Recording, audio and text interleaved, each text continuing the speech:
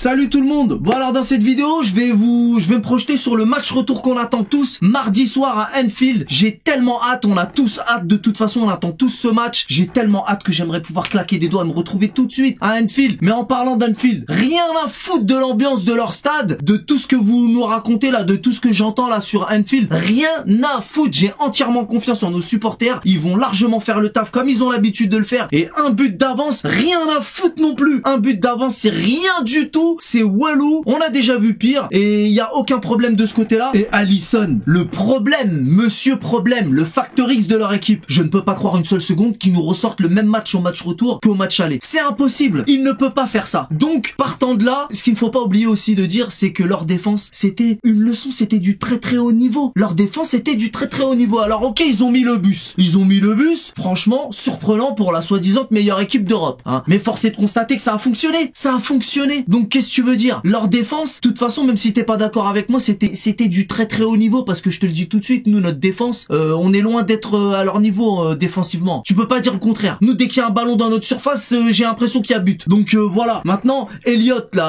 leur buteur là, il a tout le temps d'armer, tout le temps de frapper, et Donnarumma quelque part, il la touche. Peut-être que d'autres gardiens ne la toucheraient pas. J'ai pas envie de le défendre parce qu'on a tous les nerfs contre lui, mais tu sais, faut être juste. Et puis nos attaquants, ils marquent pas. C'est un peu de leur faute, mais en même temps, on peut pas leur en vouloir, parce que quand ils cadrent pas, on rage à juste titre parce qu'ils ne cadrent pas. Mais maintenant, on va leur dire quoi? Cadrer mieux? Tu peux pas dire cadre mieux. Tu cadres déjà, et en plus la frappe de Gvara à ras de terre à côté du poteau, faut aller la chercher. Il y a des frappes incroyables. Doué, la frappe de Doué, Gvara, il en a fait plusieurs. Maintenant, il y a eu des duels aussi qui ont été ratés. Mais voilà, des duels ratés, ça arrive. Mais l'autre, il a tout réussi. Il a tout réussi. Les duels, les arrêts, ça dépasse l'entendement. Mais bon bref, je vais pas reparler du match aller. On est là pour parler du match retour. Moi j'y crois à 200%. Si on a le même taux d'efficacité, on est obligé de gagner. Parce que là, je peux pas croire qu'on va... Non seulement l'autre, il va pas nous refaire le même match, mais en plus, si on a le même taux d'efficacité, à partir du moment où il ne refait pas le même match, donc forcément ça va rentrer. Forcément ça va rentrer. Et moi je te le dis, on va pas gagner avec un seul but d'écart, on va même gagner avec plusieurs buts d'écart, minimum 2. Moi je vous le dis. Et on est confiant. De toute façon, on est fiers de notre équipe. On est fiers malgré qu'on a les nerfs, malgré que j'ai la rage, j'ai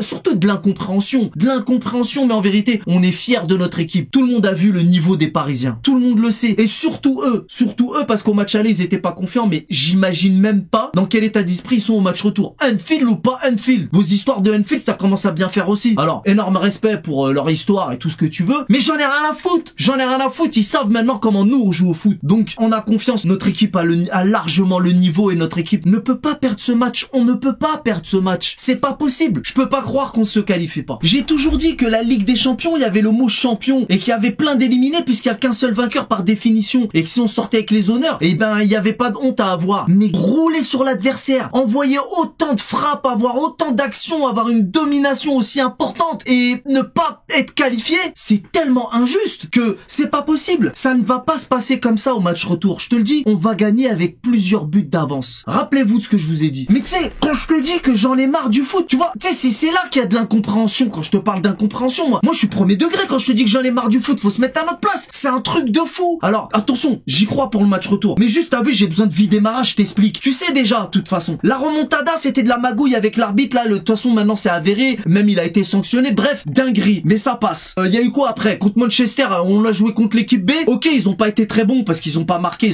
Ça c'était même plus un manque d'efficacité. C'était abusé. Mais à la fin du match, Kimpembe, il saute comme ça. Un geste naturel, poteau, la main collée au corps. Il saute. De toute façon, il y a même plus de coller au corps ou pas coller au corps. Main, c'est main maintenant, c'est tout. Mais bref, ça, c'était grave injuste. Donc, ils nous ont tout fait comme scénario. Ils savent plus quoi nous inventer dans la dinguerie du thé. Je sais pas qui c'est qui est aux manettes de ces dingueries, tu vois. Parce que moi, je crois pas en la chance ni au hasard. Mais je sais pas ce qui se passe. L'année dernière, les poteaux. Attends, avant. Face au Real. J'avais oublié. On prend le premier match, on prend la première mi-temps, on perd tout sur une mi-temps. On perd tout en... Je crois, ils nous ont mis 3 buts en un temps record. Tu sais, c'est une dinguerie. C'est une dinguerie. Nous, c'est des scénarios science-fiction. Et ils savent plus quoi faire. L'année dernière, les poteaux, c'était l'année dernière. Cette année, c'est quoi? Cette année, ils nous ont inventé l'art de perdre un match en roulant sur l'adversaire, poteau. Perdre un match en roulant sur l'adversaire. Ne faites pas ça sur le match retour, hein. C'est un mec qui se transforme en Superman. Le mec, il est en fin de carrière. Il se transforme en super. Comment tu veux marquer? Comment tu... Non,